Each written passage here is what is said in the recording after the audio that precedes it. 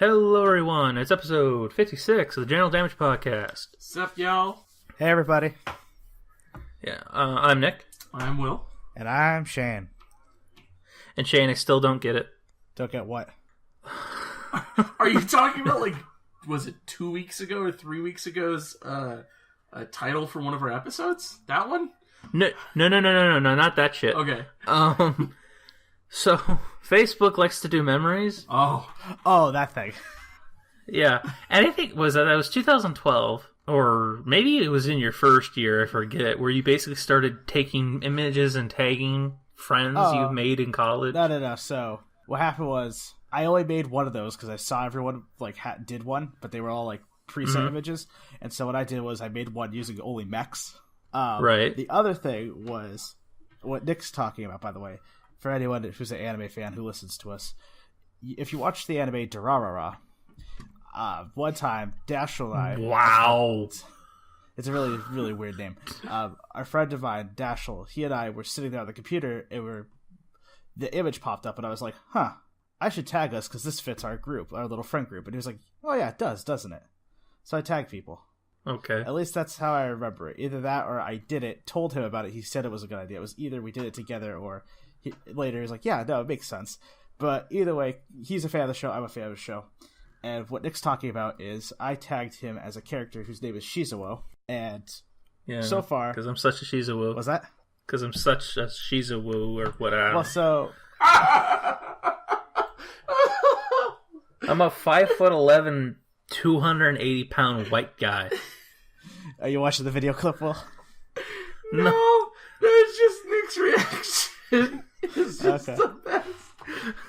Anyways, so case in point, I tagged him as Shizuo, and Nick's confused, so I'll just explain it right now why that seems to be so perfect, especially since our friend group thinks it's perfect. It's basically perfect because you're kind of like the guardian, you know.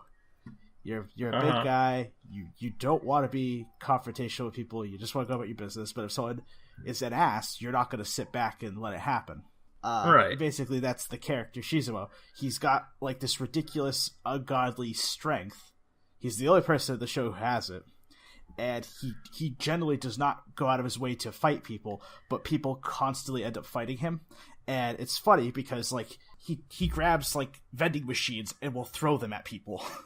Okay. And so I was just like, well, that's kind of like Nick. Nick's a big guy. He's fairly strong, and he doesn't go out of his way. But I feel like if Nick was being antagonized 24/7, yeah, you'd pick up a table and throw it at someone. I've contemplated that in college a few times. Right, so it works. And I mean, granted, you haven't watched the show. I recommend it, by the way, to anyone who hasn't seen it.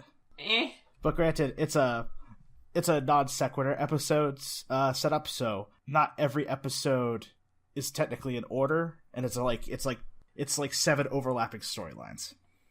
It's an okay show. Bakano is a much better show, and it's done by the same people. Yeah. So I mean, I'm preferenced more to that than Durarara. I just couldn't get into Durarara. Fair enough. It's talk like this that makes me feel like an old man. I just coughed. It really makes me feel like an old man. I feel old. Yeah, well, I just took a sip of water and I fucking coughed my head off. But yeah, it's seriously, what's his name? Shizuo. Ugh, fuck it. I mean, yeah. Ugh. It's one of those things. You may not get it, but the rest of us kind of get it. So it's the world may never know. On the flip side, though, that's the only other time I've ever tagged people and stuff. I mean, no, you did that a lot. Oh, I remember. I know. I did it 2 other times, and I thought they were pretty funny. One was the Teenage Mutant Ninja Turtles. Yeah, which everyone thought was awesome because they were pretty sweet. Yeah, and then there was that one with that really awesome cat picture. Yeah, with all the cats in the sky and the little kid and I think his dog or his cat that he's holding like a kitten on the cliff. Yeah. And then there was that it was the Power Rangers, and it was all the Power Rangers over the series, and it was all the Red Ranger, I think. Actually, I did not. I got tagged in that. I did not tag that. Who tagged that? Andrew Martinez tagged that. And him, and, him and I were such big fans of the Power Rangers. I was just like, oh yeah, totally. What's going on with this one? Okay. Yeah. Granted, yeah, I guess I have done that a lot. But like, if you realize, I don't post a lot on Facebook. I mean, nor do I, dude. Yeah, most of the time, if I do post, it's either I'm sharing something or I'm saying happy birthday. Sure. Yeah, I'm with you right. Yeah, there. I mean, or again, posting link to the podcast. That's the other time I do it. Yeah, I mean, I did like the tagging post feature, a fair amount, but I also think the auto tag feature is fucking hilarious to mess with. What do you mean? Like what? Tagging like a corner of a picture or something like that? Well, like for instance, before I got Cogswell, I used to kind of upload pictures privately, but I would just upload pictures of what kind of looks like me and my friends, but it was actually just random stock images, and I wanted to see how it would tag us. Mm-hmm. Okay. And, it's like it was actually kind of like pretty accurate sometimes. And other times it's just completely off base, and I was like, "Well, that's pretty cool." Granted, I always delete the photos after because I'm like, "Well, I'm just bored." Right. I should do that. Yeah, I should do that again. Actually, I should just find pictures of. I should actually try that with Jonah Hill and see if it thinks it's me. It might. For people who don't know, I know. I genuinely kind of look like Jonah Hill. Yeah. Well, at least you're not as annoying as Jonah Hill. He's annoying, but man, he has had a career.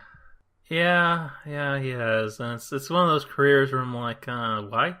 That's a good point. The only role I liked him in, and it's very reluctant that I like him, is in Superbad, because he's actually, I mean, he's a complete and utter asshole in that whole movie. Oh yeah, but it's also he gives probably the best ignorant speech about sex that a high schooler would give in that movie, and it's probably it's the most accurate I've ever seen in a Hollywood film. Because he's explaining about the whole thing. Like, first I was planning on going down on her for like 6 hours. She totally loved. Like, you are so overestimating what your ability might be. But it's an ignorant thing, and high schoolers are ignorant. They don't know it, so they're gonna, I guess, over embellish. Is that the word? Yeah, but I mean, like, honestly, Superbad was. I like Superbad, but not because of Jonah Hill. No, I didn't like it because of him either. So. But like, I didn't like it. Like, it was weird. I didn't like any scenes of Michael Cera or Jonah Hill independently. But, yeah, like, if they Michael Cera is also a character guy. But if they were on the screen at the same time, I was like, "This is the best scene in the movie." Any scene that they're together because they play off each other so well, right? Yeah. But like, what's Seth Rogen and what's his name? Bill Hader, yeah. Or Hader. They kind of stole the show in that movie. Oh yeah, as the cops, yeah, they were great. And so it's like, I don't know. It's funny because I watch Superman with my friends sometimes, and I'm just like, I know I like this movie, but every time I watch it, I kind of like it a little bit less. Yeah, no, that's I completely. I haven't seen it in a while, so, but I totally get that. Actually, it's also one of the types of movies I like that takes place in a day. Yeah, well, what's funny is like Superbad's kind of like the American Pie of like a specific like few years down the road, right? Like it's in the same high school comedy genre. Yeah, but thankfully they've never made 15 sequels to it. Yeah, but then again, it's like, okay, if you go back to American Pie and you watch that, you're kind of like, okay, this is obviously funny for the year it was made. Yeah. But then it's like, okay, I've actually gone back and watched have you guys seen Animal House? Yeah. Yes. Yeah. And so like I watched Animal House, and I remember in high school I was like, this is like the end all be all funny movie, right? Because it's like it's like the movie that makes it's like the first American Pie style movie. And now I will go back and watch it, and like I still laugh at certain parts, and other parts now I'm just kind of like, I'm not sure if I'm okay with this. What, with Animal House? Yeah, with certain parts of Animal House. All right, so like it's fine. Like I agree when people are like, oh, I go back and watch this movie, and it's like, oh, I don't feel fine. Like I'm not okay with some of the thing. You gotta understand contextually for the time, whatever happened, whatever was said was moderately okay then. It's like I get the like people are like, oh, I don't know if I can watch this anymore when they say it's like dated or the jokes just don't make sense. But when someone's just like, oh, I can't watch this anymore because all of a sudden my moral compass has decided to switch in the other direction and no longer find this funny, it's like, you found it funny at one point. Clearly you're a degenerate person at one point. Just because you, like, the times have changed and, like, it's not politically okay to say that you find it funny. I don't know. That shit bothers me. This is just maybe my own tangential shit where I'm like, I've heard that so many times. I'm like, I can't stand I it agree anymore. with you, Will. It bothers me too. It bothers me too. Especially, it's like, yeah. But the thing is, it's like, it's not like I'm like, oh, it's a bad movie, oh, shame on it, because it's like, no, I did like the movie, right? Yeah. Like, I make reference to fucking Please Sir, May I Have Another all the time. Sure. Yeah. But like, it's just more like I watch it now and I'm kind of like, okay, if I can, I'm just gonna kind of fast forward to the parts that I don't like anymore, because it's just like certain shit is juvenile and I still watch it. Like fucking when he climbs up the ladder and he's peeking in on the girls. Yeah. Yeah. Like, well, here's something I want to get. Okay, Animal House to me still holds up, as American Pie and Superbad I don't think don't hold up as well. Yeah. I think parts of American Pie do, but a lot of it doesn't anymore. Yeah. Superbad for me for sure doesn't hold up as well. I have a story about Superbad I want to get to, but like American Pie, I was 13 when it came out, so yeah, it was, you know, and what was her name? Elizabeth, whatever, the girl who played the foreigner. You know, she was super hot then, and whatever. Yeah. But Animal House still holds up. Now, there is one part I really cringe at, and that's the part where, I forget what the character, but he finally has sex with his girl, and then the girl tells him that she's like 15. Yeah, that's one of the things I God. That part is very cringy. Yeah. It is not as bad. It's still bad. I'm not going to deny that. Yeah. But it is not as bad as in Revenge of the Nerds, where one of the main characters tricks the jock's girlfriend into having sex with him while wearing a Vader mask. Yeah. Yeah. A Darth Vader mask. That's basically... It's a form of rape. That I don't really fucking agree with at all. And the Revenge of the Nerds, that whole series of movies bugged the shit out of me. I agree with you on that one. That's like Animal House, albeit not super tame, with tamer compared to Revenge of the Nerds. Yeah, I mean, Revenge of the Nerds just it was. I hated it. I hate Revenge of the Nerds. It's not funny. Animal House, to me, holds up, and you're also seeing Jim Belushi in his prime. Yeah. And he's one of the best. He has the best moments through that entire movie. Right. So I really like it. I think Animal House definitely holds up. The other two movies we're talking about won't. You want to know, actually, is one of my favorite scenes of Animal House that is still relevant now. What? It's when they go to the club, like the African American club, and there's just a bunch of white guys. They're like, "Otis, it's us, right?" Yeah. And I'm just like, no matter how many times I watch it, I'm like, that's gonna be super relevant. The awkwardness and the tension in this scene is it's always gonna be like that. You're always gonna be eyed. Weird Science has a similar scene like that too. Where they walk into a jazz bar and all of a sudden the record screeches and everyone looks at them. Yeah. It's a similar scene. Yeah. My story about Superbad is, it came out in 2007. I called my friends saying, hey, I want to see this movie. You guys down? Mm-hmm. And they're like, yeah, sure, we're down. And then one of them says, oh, hey, I might not be able to make it. I'm like, oh, okay, fine. I text another friend saying, hey, I'm on my way. And I get this him high from a lot of my friends. I'm halfway to my friend's house to pick him up. Calls me and says, hey, we can't make it. And I'm like, I'm halfway to your house, and the movie starts in half an hour. And now you're telling me you can't make it? And he's like, yeah, sorry. And I was livid because it was just like I'm getting run around, like, of, oh, are we going to see a movie? Are we not going to see a movie? Which is why I'm so... It's like, you and I will, when we go see movies, I'm constantly like, should I text Will and remind him? But you pretty much know we're going to see a movie. These guys never did. Like, we make a plan, hey, we're going to see a movie tomorrow, right? Yeah, sure. I text him, hey, still down to see a movie? What? Fucker? That would drive what were we talking insane. about? Oh my god, it makes me gun shy in that sense. But, so, I don't get to see the movie. I'm livid. I don't go home. I go somewhere else, blow some steam. The movie comes out on DVD. Mm-hmm. I go over my same friends. I go over the new apartment. hey, it's like, hey, you guys want to watch a movie? This movie's hella funny. Pop in Superbad. First time I ever watched it with them. They all seen it before because he had the DVD. I watched it, enjoyed it, and say, hey, y'all remember when y'all flaked on me to this movie? and they're all just looking at me for a second, going, oh shit, I thought this sounded familiar. I'm like, fucking a-holes. That's actually something out of a movie. Yeah, right. Oh god, I actually did hit one of them. But it was just one of those moments like, you guys are just full of shit. So, that's my dumb little Superbad story. Yeah. I hate that.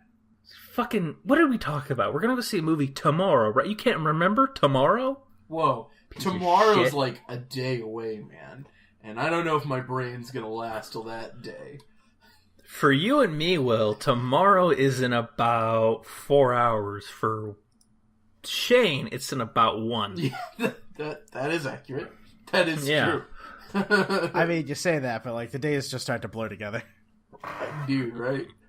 Yeah, true that. Listen, all I know is today it ends in Y, and that's as far as it goes. Mm-hmm. I mean, granted, like, I have plans next week, and I'm very excited about those, and that's about it.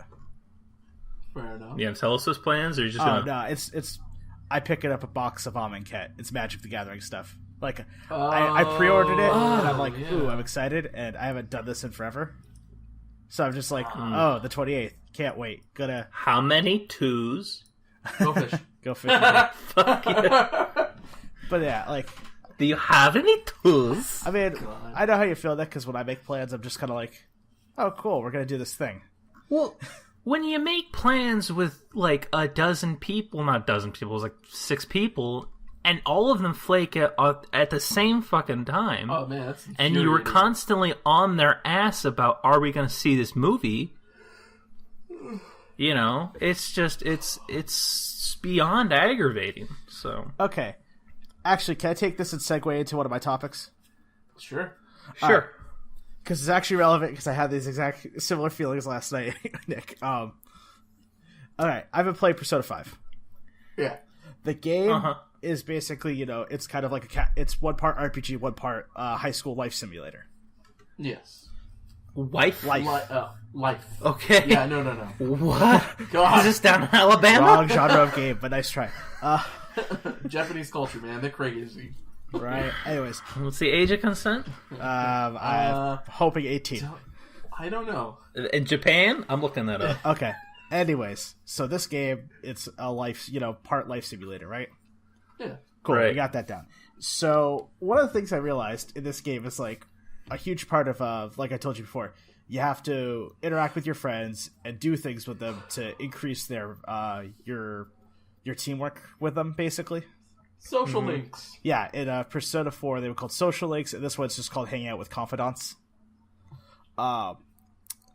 It's one of those things where it's like in the game, at a random point in time, someone will text me, one of my teammates, and will be like, "Hey, do you want to hang out?" Mm-hmm. And I'm like, "Oh." At first, it was kind of like, "Oh, this is kind of like high school all over again." So you know, it's kind of fun, right? Yeah. And then I realized, no, this isn't really like high school, because most of the time it was, "Hey, you want to go play Magic?" And that was it. Yes. That's accurate. But so I got really pissed off at one point because summer break happened, right? Mm-hmm. Right. And so basically you don't have school with everyone else doesn't have school, so you have more free time to do stuff. And as the player, you kind of need to use this time to like either upgrade certain social standings or special abilities, or you want to grind out money, right? Mm-hmm. Every night when summer started, it would try to progress the next day, and then in the middle of the night, someone would text me and be like, "Hey, you want to do this thing tomorrow?" And like, and at first I was like, "Oh yeah, sure," because when you get random texts like that in the middle of the night, you always want to commit because you'll get like big bonuses and stuff when you do the event. But then it happened like every night, and this happened 4 days in a row, and I was like, after like the third person, I was like, "Motherfuckers, I am trying to save the world, and I need to buy guns." Like, I was like, "I need to buy you all weapons. What the fuck? Leave me alone so I have time to do that." Say, Shane, they just want to be your friends. Why don't you like us, Shane? Youth wins. Okay. Well, I mean, I am their friend. I should know because I've put in about 54 hours into this game so far. Yeah. I'm not even sure if I'm halfway yet. I was talking with one of my buddies, Isaac, who's playing it right now. He said he was at like somewhere between. He put like somewhere about 40 or 50 hours, and he said he felt like he was about 40% into the game. Yeah, I'm right about there. I think I'm close to the halfway mark, but I'm just not there yet. Right. And let me explain. So remember how I told you this game starts off and you get caught by the police? Yeah. Right. Okay, so that's excellent, right? I found out that moment in the game is actually 6 months into the story. Okay. Now, all Persona games always take a full year. Right.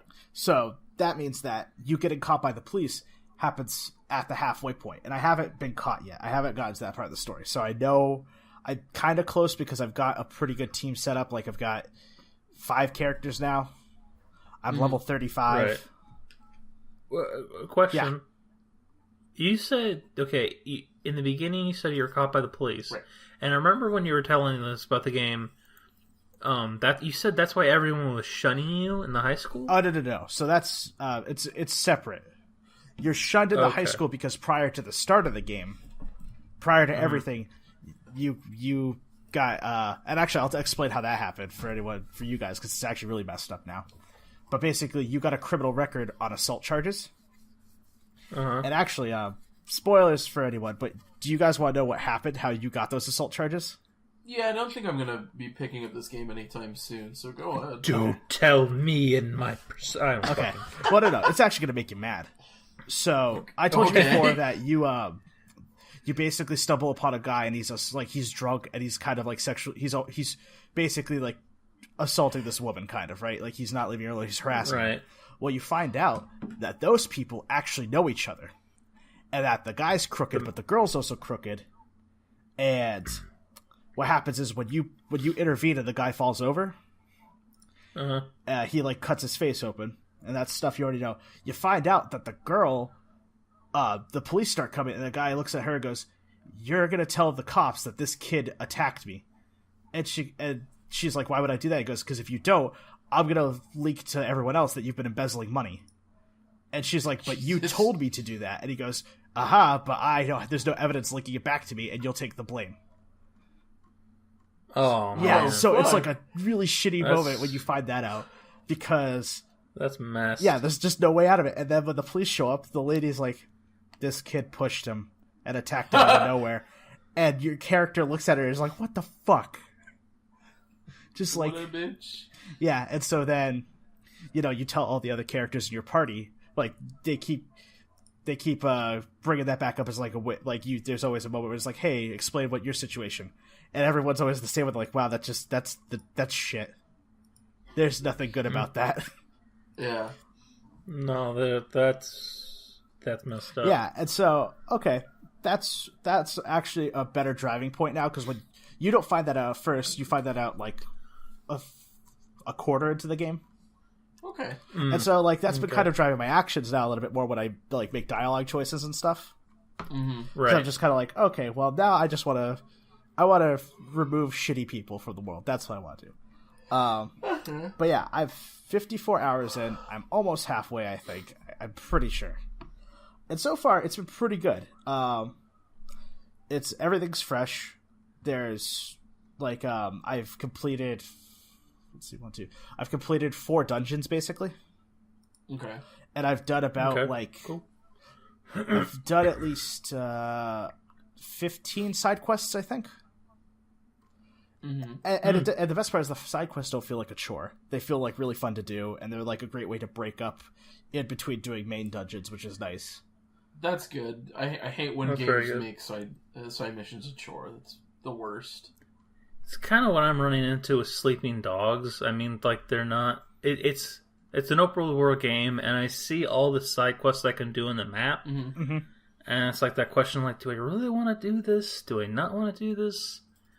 I want to beat the game. I hem and haw about it. It depends, because there's a lot in that game. Sometimes Andromeda's side quest can feel like that, but I'm happy with the developer in the case where they made a number of the side quests that you end up doing pretty short, and they kind of like follow along the paths of most of your main quests. So it's not like you're going, a mile or like 2 out of your way to just get like something done in like 5 minutes. Well, so right. Let me explain this though. Like, this is what I really think makes this side quest system really good. Most of the time in the other Persona games, you're either exploring previous dungeons, right, to grind, or you're kind of just in like an open area. What they did with this one is they created a place called Mementos, which is like a shadow world based around the mass populace's cognitive view of the world. Mm-hmm. So it's like a shared consciousness, right? Is your Diet Coke there? Not exactly. Oh. But what I like about it is it's basically takes place yes, so there's the sign. It takes place in a subway system. Okay. But their approach to it is that every time you go there, the map is always different. Interesting. And then the items and the chests are always different too. The monsters, it's basically a layered down system, right? So like level 1 is only 2 floors. Okay. And so there's only really weak stuff. And as you go down, the level floors vary. Like level 4 had like 8 floors, and level 5 had like 6. Huh.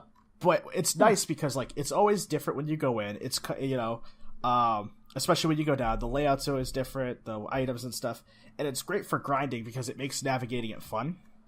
Right. And the cool part is there's a secret boss built into it where if you're running around an area too much, like if you're in there for too long, this thing called the Reaper will attack you. All right. And you could hear it coming because you'll hear chains rattling in the distance. And all of the characters will react to it. Yeah. Yeah. I've heard the chains, but I haven't fought it yet because I'm pretty sure that's like a level 60 thing. Okay. And I don't want to lose my save data. Right. Yeah, that's fair. But yeah, Mementos makes it really cool because for the side quests, basically, you have to track down shitty people there. Like, the big bad guys get dungeons, like their own separate dungeons, and then basically all the side quests are like, hey, this guy's abusing cats. You need to go, alter his personality. Or like, that girl's a cyber stalker and she needs a reality check. Jesus. Oh yeah. Okay. Oh no, they pick those actual subquests and stuff that you've done? Holy fuck. Oh yeah, no, like it's really cool because they make it like a lot of real world problems, especially modern real world problems for this one. Yeah. For instance, the girl, she's a cyber stalker. You could actually find her in your school, and you can see the person her stalking the guy. Like, and this is before you get the quest. I just noticed them. And then on top of it, you find out she has a blog, and she starts to get really, like, possessive of the guy, and she's like, I'll kill anyone who gets too close to him. Whoa. And then, of course, like, one of your confidants, he, like, runs a website for your thief group. And so he's like, hey, he goes, hey, there's these people talking about this shit, you should go check it out. And then I was like, oh, I know who this girl is. And then, you fight her, and she's like, wow, she is fucking off her rocker. Yeah. And of course, you defeat her, everything goes back to normal. Or so it says, I actually haven't visited the high school yet, because it's been summer. Gotcha. But I'm pretty sure if I go back, she's not going to be, like, in that same shadowy corner. Mm. Right. But, to correct myself, Shane, my buddy's 60% of the game in, and he thinks he's about 60%, and he's put about 40 to 50 hours in. That sounds about right. I mean, I've been taking it kind of slow. Sure. But, like, my coworker, he's always about 10% ahead of me. Okay. And he's always been about, like, 5 to 10 hours ahead. Not bad. Yeah. Mm-hmm. All in all, right now, it's a great RPG, and it's been getting a lot of positive feedback. It has. I think it's definitely, if you want to call it, like, the JRPG of the year, it definitely is kind of in that, it currently is holding its own very well, and I'm having fun with it. I mean, Isn't it what? The only JRPG of the year? There are others, technically. Has there been any other JRPG this year? Well, I mean, if you want to count Nier. But that's not an RPG, so to speak. That's true. That's more of an action-adventure. Yeah. What about Final Fantasy 15? Came out last year. True. No, Oh, shit. Yeah, it did come out last year. Never mind. True, but it did come out near the end of last year. It did, but like when you look at its timestamp, it is of last year. Yeah. I mean, I'm not sure what other ones have come out. I was doing a quick cursory search. Actually, there's been a lot more action-adventure games that are the Japanese genre of games. Like, I know there's Fate Stella, and Kingdom Hearts got its 2.8 bullshit. Yeah. Yeah, it did. Yeah. I mean, I'll tell you guys more. That's all I really have on the game right now. I'll tell you more as I play it. Yeah, man. Right. I'm excited to hear more about it. I guess they do lump Nier Automata under the JRPG section. It was just, or at least according to Kotaku, they do. There were a few others that have come out as of recent. So there was one other one called Knights of Azure. Came out in February, apparently.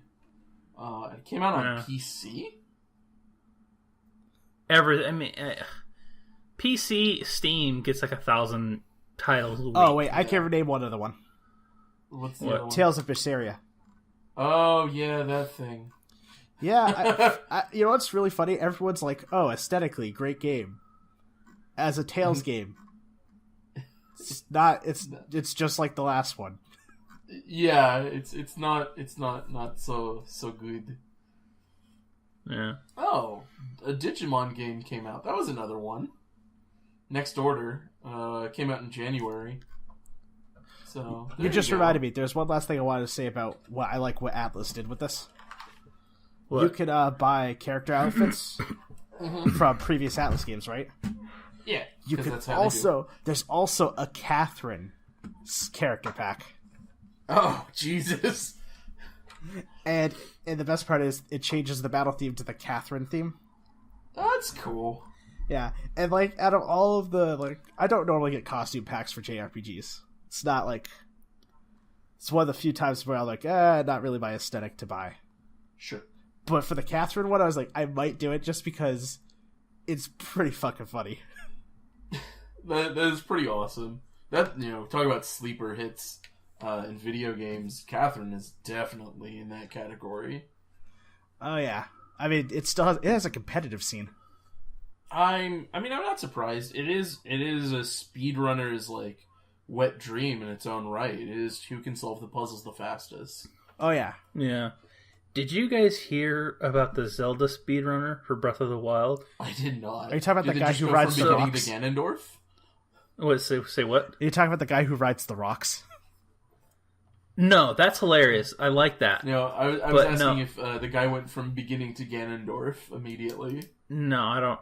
The guy took. I think he got every. He did everything. He got everything. Okay. And it took him 49 hours. I think that's what it was. Whoa. Yeah. So about a little an hour over 2 days. Wow. But at the same time, in that game. You can literally go from the start and go and fight Ganondorf. Yeah. Or Ganon. Yeah. I mean, you can immediately go do that. So, speed running that game, I think, is weird. Well, I think you have to do enough to be powerful enough to go and defeat him. Yeah. Well, I mean, do you guys know a lot about Breath of the Wild? Nope. I wouldn't mind. I would like to play it, but, I mean, I'd rather have a new computer or a PS4 over a Switch at this point in time. Yeah. Well, so, I've been watching Let's Plays of it. Well, one of my coworkers played it a lot, and he's beat it a couple times now. Yeah. But I asked him hey, what's your opinion about the storyline and all these extra quests and stuff, right? And he's like, oh, it's super flexible. I like that it's optional. And I was like, hey, there's a big part to the main quest where it's 4 objectives that are optional. And I'm like, okay, what's the benefit of getting them? And he goes, it's the last boss fight. basically they crafted the story in such a way where you don't have to do like this big quest chain for the main story to go fight Ganon, but if you do, it changes the fight mechanically, right. And also there's a really cool cutscene. And I was like, oh, that's neat, because you don't really get that type of stuff in a Zelda game. Right. And then, of course, I was like, hey, have you tried fighting him without doing the main quest chain? And he goes, not yet, but it's going to be tough as balls. But I like that. I like that's an option. Yeah. I like that, too. I mean, it harkens back to the original Zelda. You can go anywhere at any time, even if you're underpowered to do it. Right.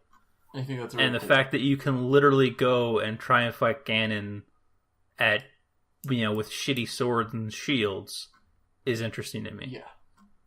I guarantee there will be speedrunners and competitiveness to that. Oh, yeah. I mean, there's already shit like that for Dark Souls. Yep. Where people try to make very weak builds of characters and go and see if they can beat the game with said weak build. God, I watched someone fight Midir, who's the optional boss for the Ring City DLC. Midir's a pretty hard fight. It's this dragon.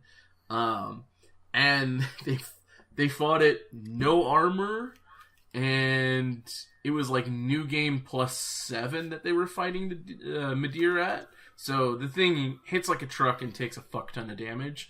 And I think they had two-handed great. They were two-handing a great sword and kept just enchanting it with electric damage or an electric elemental bonus, and took no damage the whole fight and crushed the fucker. And it just sat there. It was like, how did you do this? Without any armor, would it one hit from the fire be an insta-kill? Practically. That is like... that person has no life because they had to dedicate everything into doing that. Nah, brah. That's what we call being fucking good. It's not dedicated. Well, that's a pro. I look at that man and I'm like, I'm a scrub. And like, I looked back at when I beat the base game and I beat fucking Nameless King.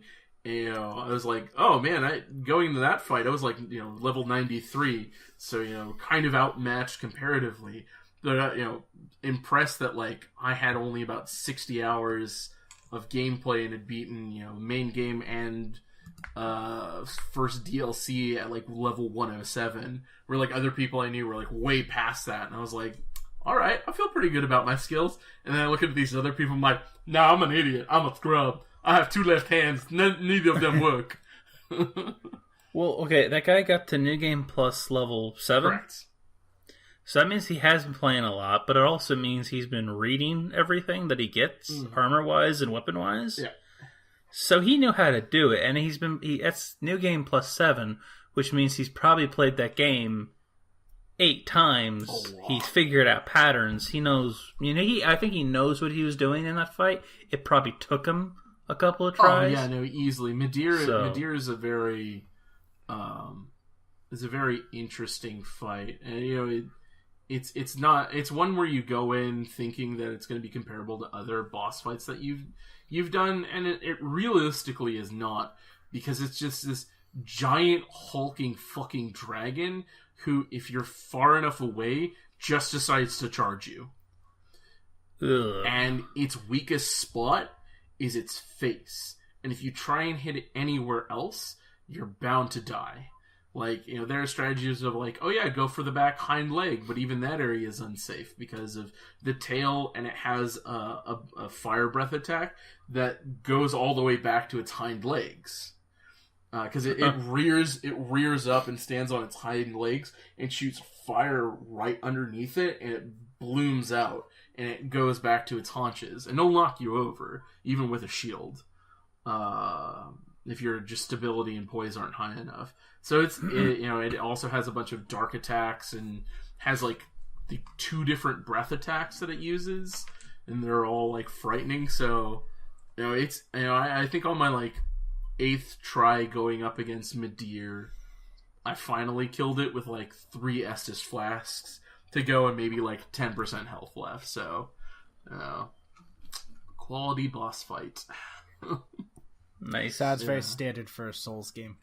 It really is, but it was good that it took some liberties on what the definition of standard Souls game means, and I appreciated it. Did you die on the bridge when the dragon first appears? I did, because I was acting like a doofus, and I ran in too hard and forgot to run out. So that was my own stupidity. But why are you being so stupid? But you got to test, man. But the second time I did, I was watching a YouTuber, and they ran across the bridge, and they didn't see the dragon jump off the tower. So all of a sudden, just fire comes out of nowhere and scorches them, and they're like, "What the fuck happened?" Yeah. Durgan. Yeah, the second time he's like, "Oh, there's a dragon. Oh, fuck that dragon." Well, if fire suddenly comes out of nowhere and it's above you, chances are it's a dragon. Chances are. Just saying. Especially in that style of game, chances are it's a dragon. Yeah. Well, you know what? Even if it happened in reality, I think, dragons exist. Yeah, I think that's the logical conclusion. Because how else would suddenly this torrent of fire appear in the middle of the street from above me? Dragon. Okay. Humans are no longer the dominant species. Yeah. I'm cool with that. All right. Time to cash in my chips now, man. Let's go to Canada where it's cold. Yeah, ice dragons. Shit. Fuck. Remember, Smaug came from the north. Yeah, but Smaug's a little bitch. I don't really give a shit. Damn. And he's not a dragon. Damn. Well, let's get that straight. Fire Smaug. Yeah. Don't let Smaug hear you say that, man. He'll get angry.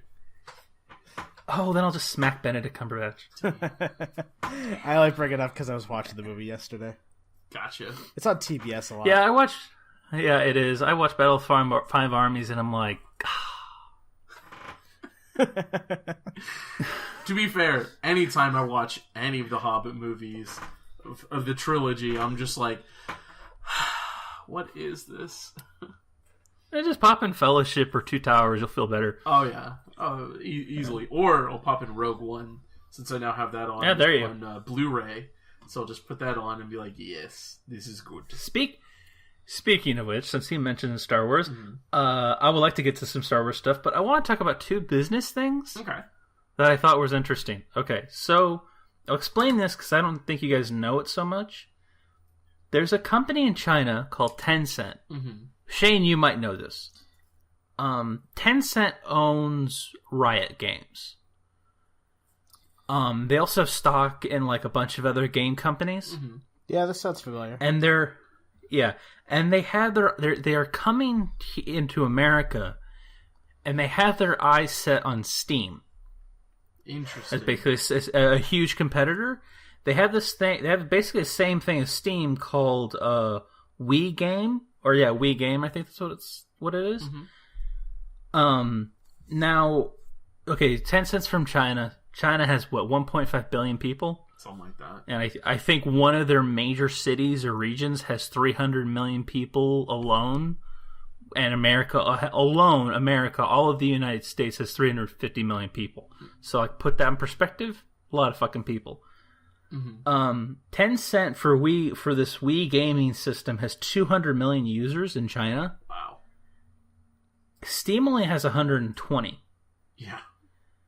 So they're basically going after Steam to get into that marketplace, but the difference is I think Steam probably should be looking over its shoulder, but it's also the fact that there have been competitors before. None of them has succeeded so much, but it's also the fact that I think it's easier for indie games and other people who just market PCs to get onto Steam better than they get on a new platform like Tencent. So I don't know. I don't know if Tencent would succeed. It depends. But Tencent's fucking powerful. So Nick, yeah. I have a Tencent app on my phone, and I didn't realize it till now. Oh shit! It's called WeChat. They're watching you. WeChat was an alternative chat thing that I downloaded because some of my friends at Cogswell had it, and actually one of them, our friend Devane, made a joke once where he was like, "Welcome to WeChat, where 90% of the people using this thing are Chinese." And I was like, "Oh, yeah, it's a foreign app." And I'm thinking about it now, and I'm like, You said that. You're like, Wii game. And I'm like, why does Tencent sound... And then I look at my phone and I go to my apps and it says WeChat, produced by Tencent. Right. I don't know. Which actually, by the way, is a really awesome chat system. Yeah. And they own Riot Games, which is one of the biggest, if not the biggest, MOBA. For League of Legends. So it is definitely one of the largest ones out there. Yeah, so it's gonna be interesting in the time. The time will tell. I don't know how they're gonna get American games on it, or how they're gonna persuade American developers on it. But who the hell knows? It'll be interesting. Definitely. Yeah. So there's that little thing. And the other little thing I want to talk about, which is, this is the reason I'm probably not going to get another iPhone, or I'm not going to go back to iPhones. Okay. Because one, the iPhone 8 is rumored to have the base model to be set at about $1,000, which is horseshit. Yeah. Even though I do like the OS system, it's the OS system. That's stupid of me. Apple's just getting... Apple is basically America's Nintendo. You know, they're arrogant and they don't, follow through with certain things. Oh, we're gonna get rid of the headphone jack. No one will really need it. Fuck you. That's what I don't like about Apple. It's the arrogance of them. So, but Apple has a huge surplus of money. Ridiculous. And I think they're the biggest music distributor in the world. And you don't want to make a record deal with a record label. No, you want your shit on iTunes. So Apple has all this money, and they're looking to make huge acquisitions, and they have their sights set on the House of Mouse. No shit. Apple wants to. Supposedly, the rumor is Apple wants to buy Disney. Ew. I am not surprised. I'm not happy. I was. I'm not happy either, because I asked my sister this, because she goes to Disneyland more than I do. A 3-day hopper pass to go between Disneyland and California Adventure costs about $350 or something like that. Okay. Or $330. If Apple gets it, all I keep thinking of is this comic I saw about Beats, the headphones, Beats by Dre. Yeah. So that comic was it has Dr. Dre. He makes the headphones, puts them on the thing, and marks them at $150. Goes away. A guy comes up to him and goes, "Oh wow, these are neat," and buys them. And then another guy comes up. He has the Apple logo on them. Looks at the headphone, goes, "Hey, these are neat. I think I'll buy the whole company." Takes a tag, crosses out 150, then puts 250. That's what I think will happen to the park. The park will suddenly double. A hopper pass will suddenly cost $600. That's just the park, okay? Don't forget the fact that Disney owns Marvel and Star Wars. Yeah. I'm not happy. I don't want this to happen, because it'll be a company worth $1 trillion. So I guess the question is... It'll be a fucking monopoly is what it'll be. Is it worth it for Disney to sell to Apple? Do you think? I don't think so. I mean, they're not suffering. Right. It's what do they stand to gain from selling to Apple? And I think they gain nothing, realistically. Yeah, I don't think they gain anything either.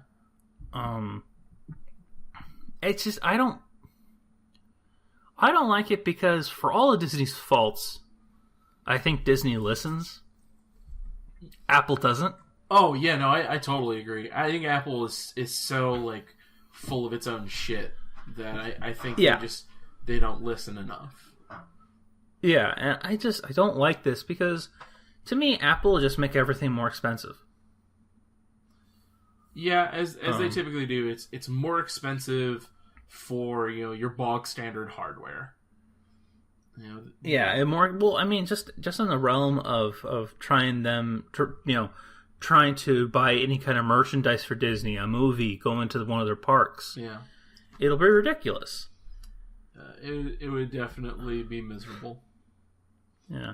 The thing I like about Disney is Disney, most of the time they're careful, they plan, which is part of the reason why we're not getting the generic sequels we got in the 90s of their hit movies. Mm-hmm. We're not doing that anymore. They're like, hey, we're rolling out some good stuff right now with like, you know, Frozen and Wreck-It Ralph and Moana and all this other shit. But we're not going to make, you know, generic sequels that are going to be on DVD around Christmas. You know, we're not going to make Moana 2 just randomly. Like Return of Jafar, or, you know, Lion King 1.5 or whatever it was. Right. You know, it's like they're thinking, they're doing it right on the movie side of things, and they're also doing that right with Marvel and with Star Wars. To have Apple come in and claim all that, I'd be unhappy with that. That's terrifying to think about. I think they meddle, and I don't like that. I don't want the fact that Apple suddenly owns the look of BB-8, which means you cannot balance a beach ball and a teacup on itself, otherwise Apple will fucking sue you.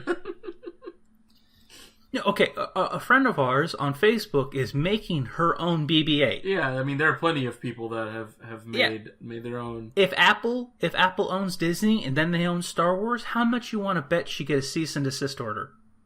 I mean, it is not within the non-realms of plausibility. Yeah, it's bullshit. I don't like this deal. This deal makes me freaking scared. And that's why I don't think. And as that's why I asked at the very beginning. Do you think Disney would sell? I don't, because you brought it up. They're not suffering. They don't gain a single thing other than money. And if that's how Disney wants to roll with it, man, their image as a company goes down the shitter. If they end up selling to basically, for me, a corporation which doesn't for my feeling doesn't really care about its consumer, that just gives Disney such a shit appearance that it'll hurt them. It won't devastate them as a company, but it'll hurt them. Yeah. And so it's just like, I don't think they gain anything from selling to Apple. No, I could see one possibility why Disney might do it, but it's not really why, and it's not like a major one. Disney parks, while they are like the theme parks are great, right? Mm-hmm. The problem is certain attractions are dated. Sure. And the park has a very slow overturn time of either adding on to the park or updating out-of-date stuff, right? Right. And one of the things Disney's become famous for is their Imagineers, which is basically their engineering staff who are doing an excellent job of revitalizing old attractions. Right. The only thing Apple could bring, or the only thing that they could offer that would make Disney say yes, would be the fact that Apple's engineering staff is like 3 times the size of Disney's. They have like both hardware and software engineers at their disposal, and they could bring something new to bring more life to the park. That said, though, that's a stretch in thought. Big time, because you're talking about software engineers and computer engineers versus roller coaster and architectural engineers. Sir, I can counter that argument right now. Well, I was going to counter your initial argument, Shane, but go ahead and counter his. The currently one of the most popular attractions right now in Cars Land, which is actually Disney California, is Luigi's Dancing Cars. That's actually a combination of both hardware and software engineering. It's probably the cars are programmed to think within each other and do randomized dances to songs and stuff. Granted, I get what you're saying. Like, that's like one very small attraction, right? But Disney's obviously they found something marketable about it, and I'm sure they'll try and do it again, because if one attraction can be marketable. Yeah, I definitely see them integrating and stuff like that, but the fact that Disney can't open up an ad and saying, hey, we're looking for software engineers, they won't get a flood of resumes for that. They will, because they're Disney. Who the hell doesn't want to work for Disney? So I was gonna counter your point, Shane, in this. How often do you hear theme parks, just in general, or parks that deal with roller coasters, update their attractions? How much on the regular do you hear that? Actually, I'm not really in the know of that because I'm not a big theme park person. So that's a fair point. It's not as common because it's a major investment to add a new ride, a new coaster, or update shit like that. You have to balance it. You have to test it. You have to make sure it's safe. It must pass inspections. So, yes, Apple could bring this, but does Disney really need this? Universal Studios' biggest update they did was World of Harry Potter? Yeah. That was a few years ago that they finally did that? I think I want to say it. It fully opened up, at least here in California, because they have a few of them. Right. It opened up this year. Right. So this year we have World of California. It's been in Universal. Yeah. It's been hyped for over a year or two. Orlando's has had theirs longer than we have. Right. But the other thing is, right now, Disney is focusing on they're focusing on the new Star Wars Land, which I think they should just basically take over Tomorrowland and make that Star Wars Land, because then you won't be dated. I mean, it practically has to its own degree. Yeah, I mean, Tomorrowland should just be now it's Star Wars Land, because you already got Star Tours there, and you can just add a bunch of R2-D2 stuff. You're fine. They changed Space Mountain, right? Yeah. To what? Instead of it just being like a laser show in the dark, you actually whiz by a TIE Fighter versus X-Wing battle. Well, that's cool. I mean, little things like that, I don't mind. Oh yeah, no, but that, in my opinion, that's the best way to start revitalizing, is just to reskin current attractions. Yeah. And that I think is cheaper than trying to add new attractions. Subtle reskins of you have the easy hardware there. You can fine tune it, oil it, change up some of the design. That costs you a hell of a lot less than going, let's add a new ride. Let's find where we have real estate. For Ashley's sake, I'm going to say this now. Rest in peace, Hollywood Tower of Terror. Yeah, I agree. I really like that one. The other thing is, Disney made two really big acquisitions. They bought Marvel for I think about $4 billion. Someone looked that up. I could be wrong. Could be more. Could be less. They bought Marvel, so they're Marvel distributors they're distributing Marvel movies. And they bought Star Wars and Lucasfilm for around $4.5 billion. So that's $8 billion. Yeah. Now, I don't think they've completely made that money back with maybe they have. I mean, Marvel's been, all their movies have been making hundreds and hundreds of millions of dollars, and Star Wars, both the two Star Wars films that have come out recently, have also made hundreds of millions of dollars. They definitely have not. They definitely have made more than a zero amount. Yeah, they're gonna make profit down the road. Yeah, they're not hurting. Apple buying IBM because IBM is just suffering right now. I see that. Yeah, I find it hilarious if Apple bought IBM, considering. But Apple buying Disney, I just don't see the benefit with Disney. Because Disney's fine on their own. At the same time, I'm thinking, I just think about the parks. Walt Disney made the parks so families could enjoy it, so it's an access that everyone can come in and enjoy. Everyone can come in and enjoy that. I've been going to Disneyland since I was a kid, and I've been in as an adult. It's different when you're a kid. You want to do the rides, you want to see Mickey Mouse, you want to load up on a bunch of sugar and go hog fucking wild. When you're an adult, it's just nice to look at everything and kind of go slow. I spent 3 hours in the museum at the entrance because it was just awesome to look at all this stuff. And then I found myself in a theater with a robotic Abraham Lincoln. Yeah, that's a really it's cool things attraction. Like that.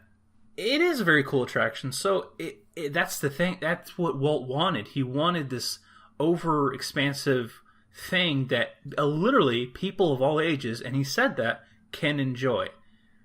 The fact that I think if Apple controlled Disney, if they bought it, it would only be for the wealthy. We could not go. The three of us could not go. A family of 4 could not go anymore. And that's horseshit. Not to say that it isn't fucking expensive to go to Disneyland. Wow. Jesus God. Oh, yeah. It is expensive to go to Disneyland. It's such an arm and leg. So Nick, I do agree with you that if Apple buys it, it will be a luxury brand. Yeah. However, I would still get to go because Ashley's dad still works there. Just saying. Sure. Shane, out of all of us, you benefit. I just wanted to say to be a douche. Privileged. You're fucking asshole. So actually, by the way, when you said who doesn't want to go to Disneyland or who doesn't want to work at Disneyland, I was thinking Ashley's dad. Well, alright. He's been working there for a long time. Oh, no. He just doesn't like theme parks in general. Oh, well. He just doesn't like crowded areas, and I get that. I get that. But, like, I mean, I'm saying as, like, a software engineer or as an animator or whomever, things like that. Like, who the hell wouldn't want to do that? Oh, no. It's honestly, like, if you have any type of technical skill, Disneyland's probably a great place to work. They offer ridiculous pay and services. Mm-hmm. Yeah. I mean, I would love to do it, so... But I just... I don't care for this whole rumor of Apple wanting to buy Disney. I'm sure because I also don't like Apple having control over Marvel and Star Wars. That's the other thing. I don't think it will go all the way to the top, but I just don't like it. I ultimately think that it's gonna blow over, and just because, like, as it stands now, and this is actually just a little bit of economics class kicking in right now. In our current political setting, Disneyland's probably doing excellent. And the reason why is because it's the Great Depression. It's the Great Depression effect, which is when people are really anxious about stuff, they want to escape as much as possible. Escapism is big. Yep. So if you don't see movies, you go to amusement parks or arcades or something, right? And if you can afford it, well, man, I'm really stressed out. Just, let's just say, hey, our president bombed someone. I'm freaking out right now. I'm going to go to California and escape for like a week so I don't have to think about it. Yeah. Yeah. Like, and that's the thing too, is like, even right now, a day pass, right, for like one person, say like 80, maybe $100, right? Yeah. To go to Disneyland, right? Yeah. And then like the family package, right, which covers up to like 8 people's like $600. People will still scrape it together right now, And I can't imagine Disney being like, oh yeah, let's become a luxury brand because that's obviously where our market is. No, they're a smart company. Granted, I say this, and at the same time, I think we all know the extent of human greed. Oh, yeah. Yeah. Oh, yeah. So it's just kind of like, whoever's brokering that deal, right? If they're whoever's representing Disney, it's like, do they really want the short-term benefit, which could be nice right now, or are they really thinking about the long-term benefit, which is there's less to be gained, ultimately? Yeah. Well, I mean, to buy Disney, I think Apple said it would have to be over $200 billion to just completely not gob that up. Jesus. But again, Apple will want to make that money back. And how would you make that money back? Is if, you have complete distributing rights over the films that they all produce and the channels that they own. This also gives them access to ESPN, which is a huge moneymaker. And again, the parks. So, I don't like it. Yeah, I'm not a fan of that as well. I agree with you there. Mm-hmm. There's nothing positive behind it. Could you guys imagine if just imagine this for a second? Say Apple owns Disney's amusement park, right? Sure. Yeah. You go fucking to the first aid kit because you get a scrape on your knee, and they're like, "Okay, that's gonna be a $7 fee for these quality Apple brand bandages." That's it. Yeah, here's an eye bandage. Go fuck yourself. Could you imagine? Oh my god! Every kiosk would sell iPod cases. No. Oh, they do now, but yeah, even then it'd be more. What was it? Bill Maher did this whole great little skit of like, it's now liberals' turns to basically be the doomsday preppers, but we need things to fit our needs, and he came up with the Eye Defender. It's $1,000 more than an actual shotgun, and it only takes Apple's proprietary eye shells. And we took off the line of sight to make it thinner. Oh my god! It's also missing a trigger too, right? Yeah, something like it's all touchscreen. Oh, you have to download the app for the trigger. My brain. That's horrifying. But it's so accurate. I know. That's Apple. I know. That's the part that hurts. Is it's like that's within realms of possibilities. That sucks. Yeah. The difference between this deal, this possible deal, and the fact that Disney bought Star Wars was that when Disney bought Star Wars, and then I think her name's Kathleen Kennedy, the owner of it, when she came out and said, we're going to make episode 7 and 8 and 9, plus we're going to think about doing other Star Wars films, I immediately thought, thank God someone got those films, that beloved franchise, away from Lucas. Yeah. That's what I thought. It's sad to say that, but that's what I thought. I mean, I didn't mind it. I liked it. I preferred it. I mean, so far it's shown to be very successful. That they've hired the right people to do, the right thing, and a good job in the creation of the 2 movies they've released. They've shown that it can be successful. Now let's just hope they don't get ahead of themselves. Just hope it all continues to work well. I have, so far, if we want to transition, the fucking trailer they released for The Last Jedi was great. It was awesome. You know, one of my favorite part about the last trailer, the trailer for The Last Jedi, this first trailer, we didn't have a stupid, shitty 20-second teaser trailer the day before saying, hey, there's going to be a trailer tomorrow. That is true. We had none of that. Thank you for not doing that. This trailer, I think, was awesome. Though I thought it was kind of ironic that in this trailer, the beginning of it was now Rey catching her breath. Yes. Yeah. Because in the first trailer, it was Finn. I like how Empire Strikes Back it feels. It does have that feeling of like, oh shit. Things aren't 100%, and especially the fucking last line of the trailer. Oh, what Luke says? Yeah. Oh. Yeah, what a tonal shift.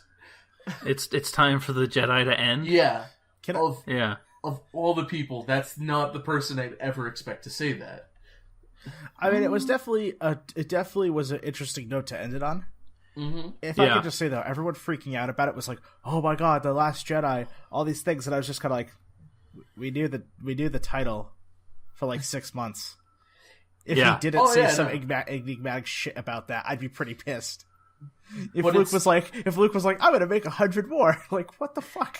It is the tone at which he sets it really conveys the tone, or what the expected tone of this movie is gonna be. That there is going to be failures, that there are issues, and that the Jedi need to end. That there's somewhat a causality of many issues. There's a lot of foreshadowing that those few words has, and that is what's exciting about it. Yeah, I'm excited. I mean, Christmas can't come soon enough. Mostly because we're going to be entering summer, and I hate that season. Agreed. But yeah, it looks great, and it explain it. It did what a trailer should do. It showed everything you wanted to see. It showed a new planet. Mm-hmm. It showed a cool space battle. It showed some lightsaber stuff. Yeah. Showed some Force stuff that also kind of reminded me of Dragon Ball. Sure. Yeah, a little bit, but better. It teased on everything that could be, maybe is a possibility, and it gave you nothing of plot and nothing of segment or any cohesive timeline. Yeah. I like that. I'll probably watch the second trailer and not the third one, and then just go into the theater in December as blind as I can be. Yep, I agree with you there, mate. I may see the third trailer just to get the heart racing, the juices flowing, and the happiness rolling. But definitely the second trailer is probably going to be the meat and potatoes of it. Yeah, same here. Like, as most trailers should be, you know, the first one is to like get you hyped, and the second one's the kind of like here's what we're gonna feed you. We're gonna feed you a little bit. Yeah, yeah. The first trailer is a tease, and it's you basically ordering off the menu, and the second one is the food you seeing your food. Yeah. And the third one is the food being put on the table, and then you go and eat. Yeah. I am not going to look when they put the food on the table because I just don't want it spoiled. I'll watch the second trailer and then try not to watch it 100 times, and then go into the theater blind. Yeah. You know, we're gonna get Star Wars Episode 8, The Last Jedi in December, and then in May we're gonna get the Han Solo movie. Really? That kind of quick of a turnaround? In 2018, yeah, we're going to get the Han Solo movie. I didn't realize it was that quick of a turnover. Yeah. Wow. All right. Yeah. And at the same time, in May, we're also going to get the Infinity War movie. So... Yeah. that'll be interesting. Plus, you know, the Nightwing movie, which we're all looking forward to, right? Cricket, okay, moving on. Cricket. Cricket. Did you guys see the Battlefront 2 trailer, since we're talking about Star Wars and trailers? The full trailer they put out for it? Yeah, both. That was an interesting trailer. Yeah, it's supposed to tie in Return of the Jedi and The Force Awakens, basically fill in that 30-year gap. Yeah. Which I think is neat. I'm just like, I think it's neat to talk about Special Forces SEAL Team 6 Stormtroopers. I think that's neat. That's cool. I like them. Yeah, and then have the story from the Empire side. I think that's really cool. Not a whole lot of games in the universe, I think, have done that. Was it Star Wars TIE Fighter did it? Yeah, a little bit. Yeah, but that I just think is cool. I'm thinking like, I don't want this game to be 4 hours long. Right. Yeah. I mean, we talked about it the last time. It's like we want, we want a decent length story mode for it. Yeah, 6 to 8 hours is at least what I'm hoping for. It's honest to God, that's not a lot to want. It's not. That's pretty fair. I'm looking up how long was Battlefield 1 because it's DICE. That'll give us a good projection. Please load, Google. I want to say the single player campaign was a decent amount of time. Yeah, I haven't played it. I would like to play it. I mean, it seems pretty good. So, it's World War One. Why the hell not? But yeah, I really liked it. God, this is taking forever to load. I'm actually digging the. I guess I'm just digging the pacing of what's how they're doing the Star Wars Battlefront games now. Because they released the first one, the latest of them, 2 years ago now. Yes. Well, yeah, it came out a month before Force Awakens. Yeah. So it came out in 2015, and one of their DLCs was the Battle of Jakku.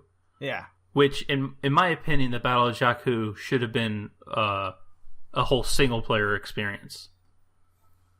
But that's just my opinion.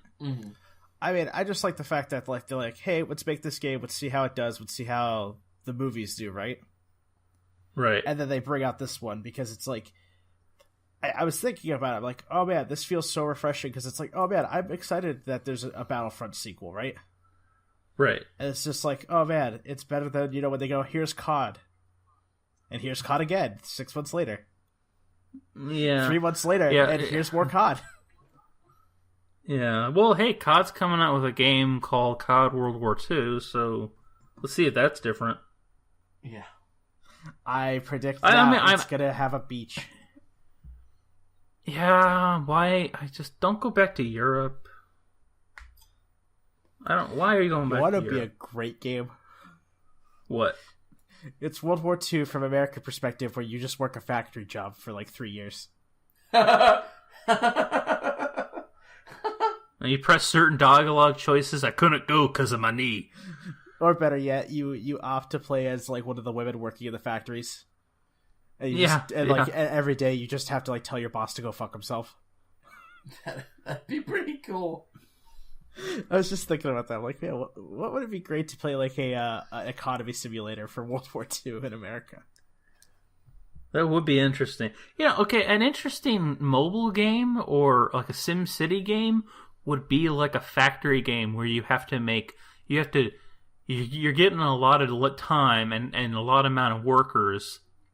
How many bullets or vehicles can you make in this time for the troops overseas? Mm-hmm. That'd be interesting. Yeah. There's a game that was similar to that as a Flash game called with Jacksmith, where it was like all the things were animals. Oh, and yes. You were a donkey that basically had a mobile blacksmithing shop. Okay. And it was really. I look it up. It's a great game. I played the hell out of it.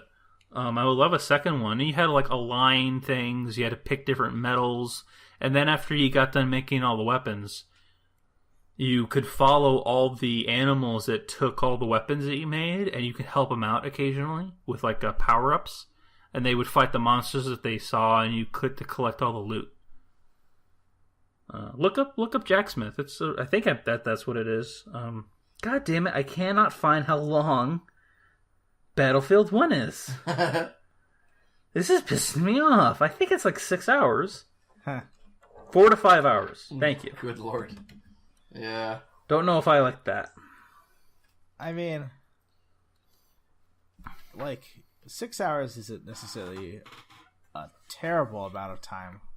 No, it's not. But it is like, again, 6 to 8 is kind of like where you want it to be. Yeah. Uh-huh. I think that honestly is especially for shooters, it gives you like enough time to like play the game without it just kind of beating a dead horse at a certain point.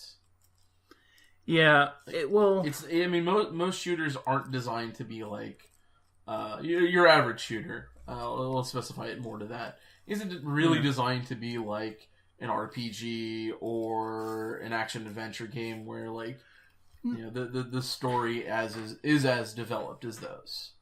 For me, the thing I liked about COD, at least in Modern Warfare 2, or at least through all the Modern Warfare games, 3 definitely got a bit too much, but I liked the spectacle of it.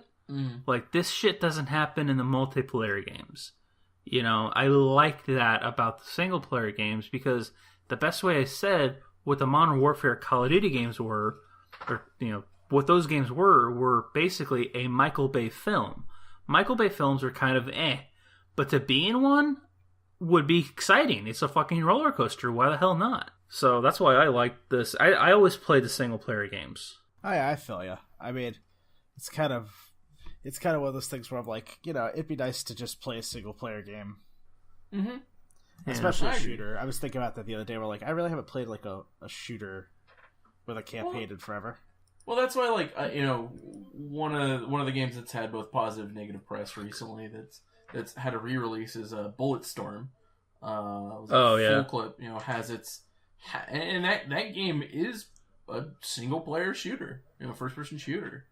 It was fun. It's a fun game. So I am thankful for those companies that do develop. Within mind, like, the single player experience is a very important experience. Most of the time that it is, developers go, "Oh, we gotta stick some multiplayer shit in this thing because that's the only way we'll get longevity in the game." You don't need to do that. I hate that. An example, Battlefield 1's competitor, one of them, Titanfall 2, which I'm gonna be getting soon. Nice. Its main story, 6 hours. And if you wanted to get everything, it can go up to 13 and a half hours. Not bad. If Battlefront 2 is like that, I call that a good thing. Yeah, I would too. Yeah. So, I think with that, I mean, I'm excited for Battlefront 2. I'm definitely excited for The Last Jedi. I'm not excited for Apple. I think that's my take on it. Yeah. I think we're done for the day. We should probably wrap up. Yeah, I think it's a good place to wrap up at this point. Yeah. Alrighty. Well, thank you for listening. We're out. Yeah. Please like us on Facebook, follow us on Twitter, subscribe on iTunes, and if you're on YouTube, like, comment, subscribe. Always helps. Like, comment, subscribe. Review us. It'd be great if you guys could tell us how we're doing. Give us a review on iTunes, a rating, whatever they have up there. Yeah. That would help us a lot. Tell us what you want to hear. What we want to talk about. It would be great. Yeah. And we're sorry if we're behind. We record these on Wednesdays, and they come out on Fridays. Yeah. So news drops, and sometimes it's not always cohesive, but who knows? We try. So with that, we try. Yeah. Also, if you're on YouTube and you think we got something wrong or if we misspelled something or said something, tell us in the comments. Yeah, definitely. Yeah, please. Because I hate being wrong. Please. We're going to end there. Yeah, sounds good. Later. Later, guys. Peace. Later days.